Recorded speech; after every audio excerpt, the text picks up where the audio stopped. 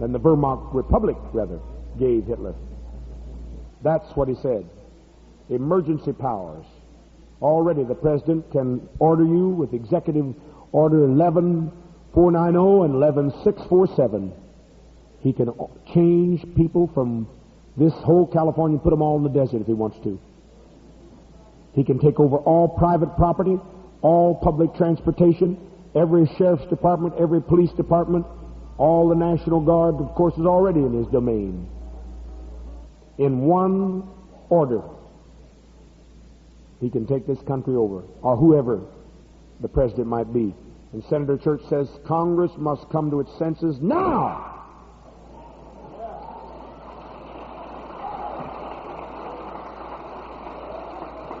That's what he said. He said the Congress must come to its senses now, or we're in trouble. I don't believe that people ever come to their senses except us. I don't believe they come to their senses. I've been here. Anybody that see me, see the miracles I've done? You just looked at one man shot 3 times today. There is Ron, there's Brother Flowers, been shot, they've been got up, even the bullets have gone clear through them, never even made a mark. They've seen more miracles. I've brought more people out of the wheelchairs, more people that were deaf and dumb. That woman right there, 98 years, she was laying on a bed, an invalid, when she came to me, respiratory disease. Going to the bathroom alone, walking alone, and goes on all vacations with me, Sister Ever. Now people have seen that, but oh God, don't clap. What's more, they've seen us put our money. Last night, one of our sisters, her husband's not a member of the church, but she's a good sister, and her husband, he's drinking too much. Well, we didn't think twice about getting him out. I asked her first if she wanted him out. Naturally, I think that's up to the sister. Maybe so they can get some rest, but we didn't ask a moment. We got that bail and put it up. All of you know about it, don't need to go into it. And we had, for Brother Jackson, who was, I said, 93 years of age, when they falsely arrested him, $1,000 was put up right then. When people go, ask them where they're going. Say, come back and see us sometime when the world's on fire.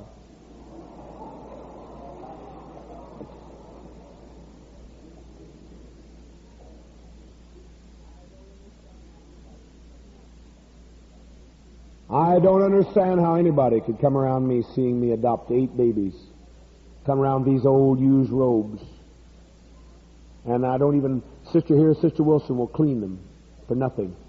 But I don't even like to take them because her boss is nice, and he said he wanted to clean as many as possible for nothing. But I will iron them up and spot them as much as I can so as not to take advantage even of her kindness.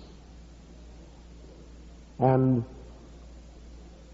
this morning, I was back there cleaning a rug, shampooing a rug. I didn't have nobody else do it. An awful mess somebody made, so I shampooed it all myself. I don't know why anybody wouldn't be in here. There's nothing else but false gods. This is the only true God that's honored in this place. The only thing true in the whole church world.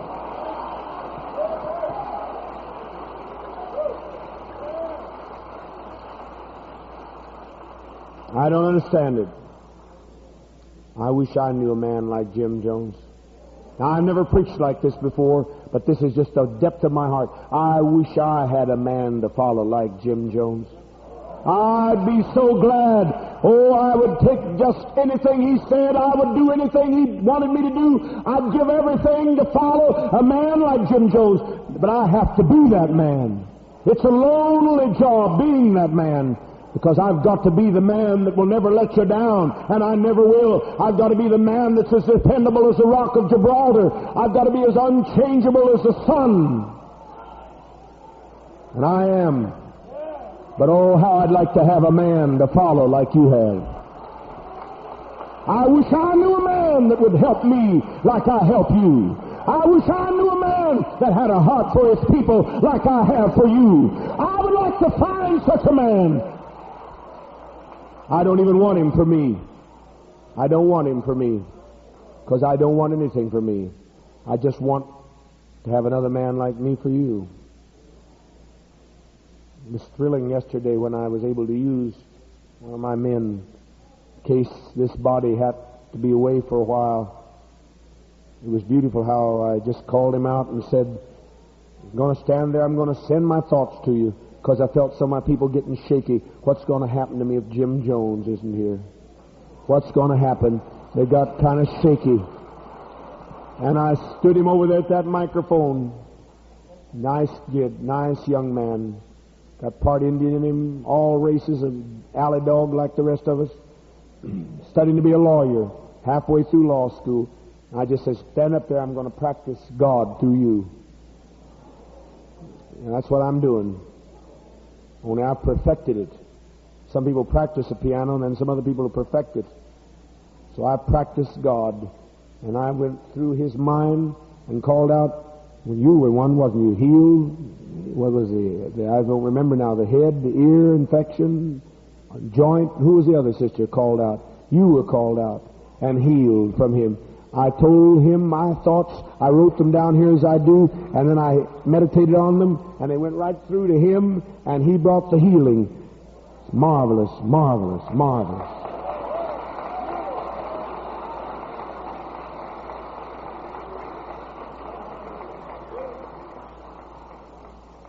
That's what I want. I'd like to have a man like Jim Jones so that there'd be more of me for you. So we got to get on with it. Now the offering was taken, but the offering wasn't right. Now I can't guarantee we can get a plane. That's $500,000. But I'd like to ask today how many would help us right now. You understand why we need one? Do you? Quick, to be quick. Also, we could get some job training for our people. Our men would have jobs that people would want wherever we went. You understand me? And we can buy a plane. We can buy a plane from a company for $500,000 that will train. It's a little over $500,000, 547,000, I think, wasn't it? And they'll train. They'll train. It's a jet. 4-engine, isn't it? 4-engine. Here's a pilot. He's a pilot, professional pilot. He's a good pilot. He piloted in the Air Force.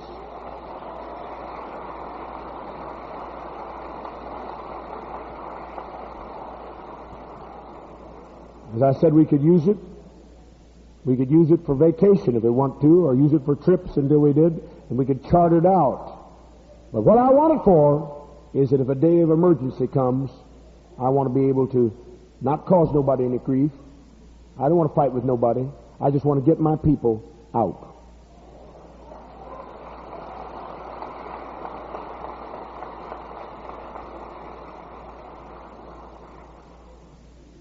So do you think that's going to happen?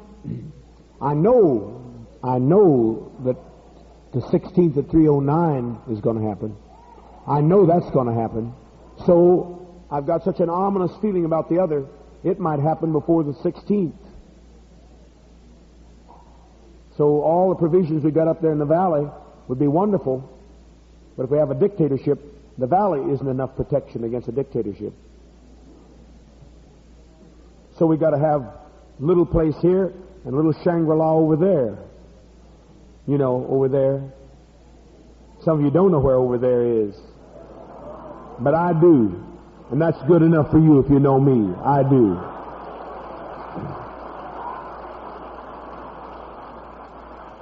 I know a place where I can take you where there'll be no more racism, where there'll be no more division, where there'll be no more class exploitation. I know just the place. Oh, yes, I do.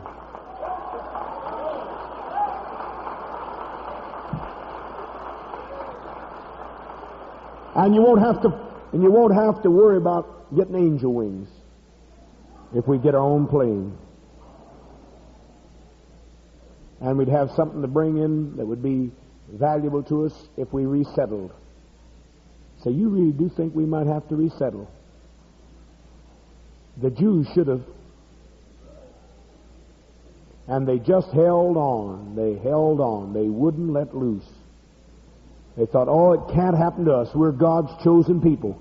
Well, we niggers know we ain't God's chosen people.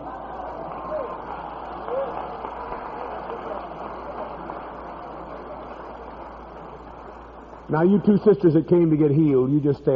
Some of you folk act like you. You see, look at them. New people come in. They're precious people. They don't know their ass from a hole in the ground.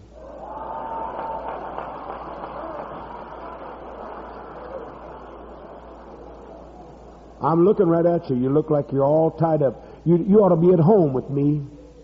I've got the biggest heart. I've adopted 8 children. And you look at me. I'm looking at one right now. You're stiff, tight. You ought to be scared of me. You ought to be scared of all those preachers that have robbed you. That's who you ought to be scared of.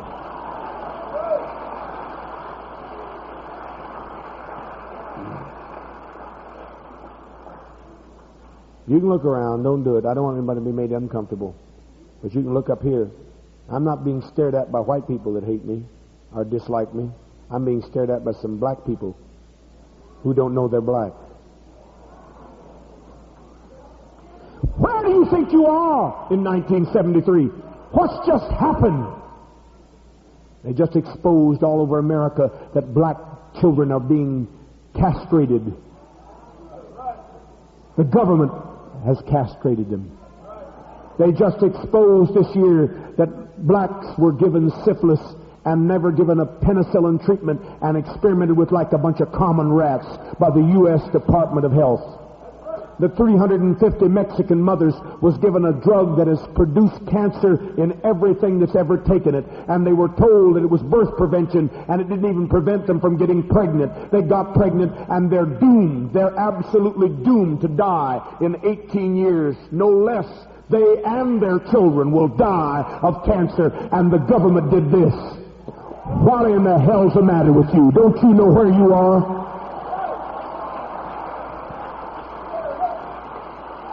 Come on, sister. Don't you know where you are? Nod your head. That's better. That's better. Don't you know where we are? We're living in Babylon.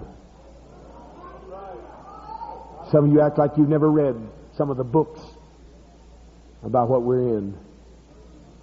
Have you read our brothers' books as they cried, telling what kind of problem we've got? You've been reading too many King James's fairy tales. I don't think there's anybody that's got the heart for the people like we have here. But it would have done some of you good if you'd have read Soul on Ice and some other books instead of the stupid stuff you've been reading. How many read Soul on Ice in here? You never read about Soul on Ice, huh?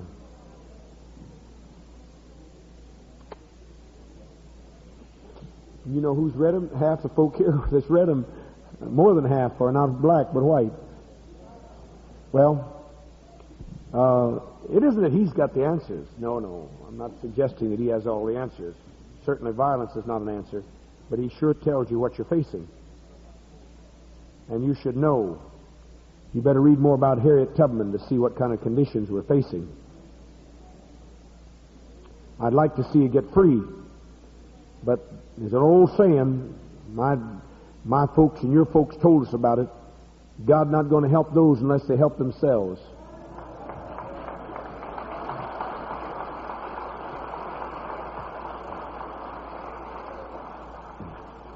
God will help those who help themselves.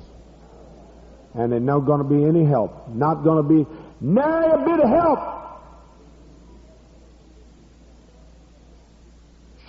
Shake yourself a little bit, honey child.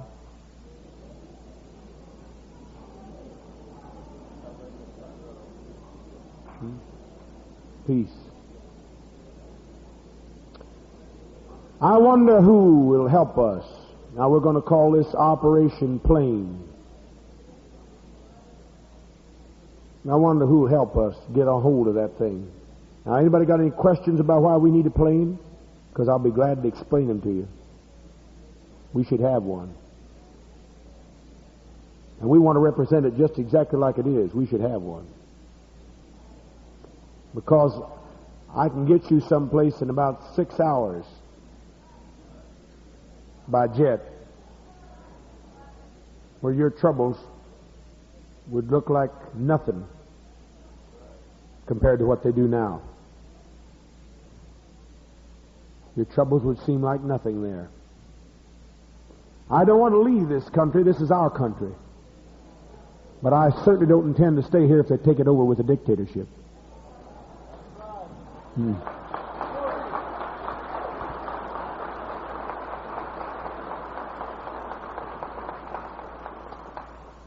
I know when Marcus Garvey tried to do it, they tried to block him. But there's a difference between some of us and Marcus Garvey these days.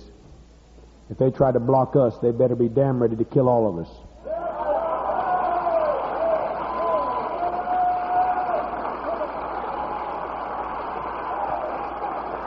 Peace. Let them go home. Don't talk to them. That's all right. Let them be.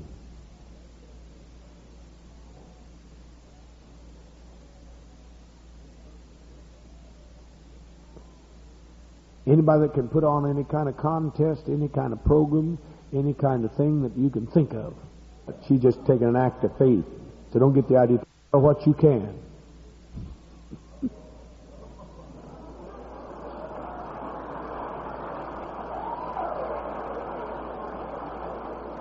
Now,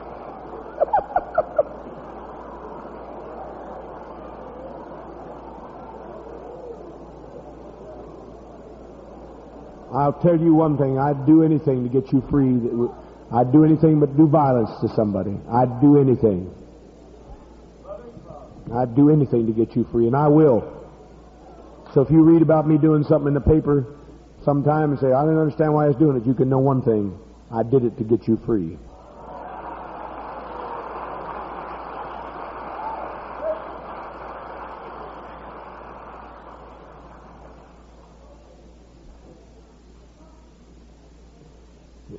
I'm going to mention some sums here. Let's see what we can do. I didn't know we were going to do it, but I feel we're going to take it on, and even in a week when the offering is terrible. But we ought to have us a plane. We ought to. Yeah, there's an attorney over there I healed of cancer, the Jewish attorney. Some of these people lost all their relatives, like Dr. Trop, lost every relative he got. Every one of them was killed in concentration camps. Didn't have nobody. They killed them all in Germany. And Germany had less power in the hands of the president than we've got in ours today. So, yes, sister. Peace. I'm not a member of this congregation. I belong to church. And I talked to one of the sisters on the welcome committee as I came in. I explained to her I stand to be changed or questioned, whatever. But I stood to make a contribution to the idea you have of buying a plane.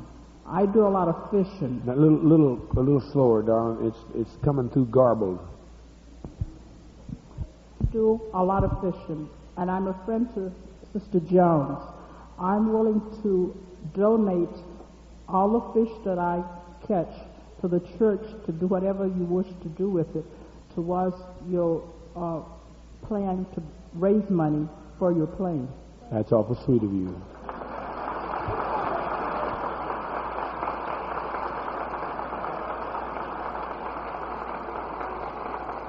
Awful, she's not seen me. She's not seen me bring people out of the wheelchairs or raise the dead. Or she's not seen me cause people to spit up cancers and all kinds of things.